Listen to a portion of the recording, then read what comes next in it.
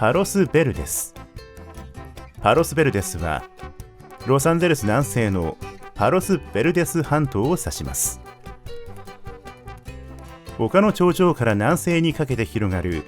ランチョ・パロス・ベルデス。北東の丘陵地に隣接するローリング・ヒルズ。太平洋に向かってなだらかに傾斜する北西の地区パロス・ベルデス・エステートにエリアが分かれています。パロス・ベルデス・エステートは馬小屋のあるお屋敷やお城のような一戸建てが立ち並ぶ高級住宅街です。9割近くが持ち家で、賃貸物件はほぼ出てこないエリアなので、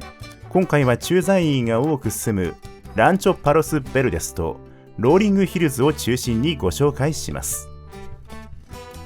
ランチョ・パロス・ベルデスではゲート付きのタウンハウスが人気です。築年数を経た建物が多いものの、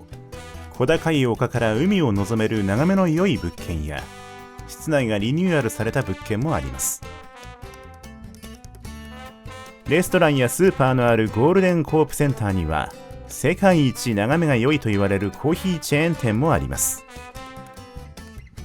ローリングヒルズは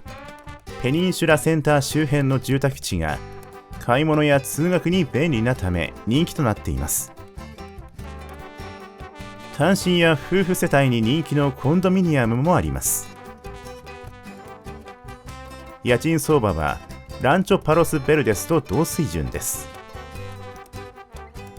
どちらのエリアも治安、学校区ともに良く、公立校のレベルは全米でもトップクラスです。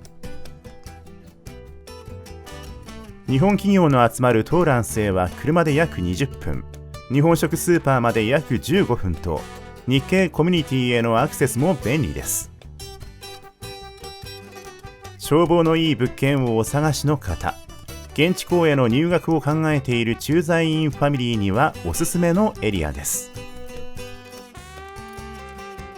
パロス・ベルデスのお部屋探しはリラックで、アメリカ生活に役立つ情報を動画でお届けしています。ぜひチャンネル登録してね。リログループ。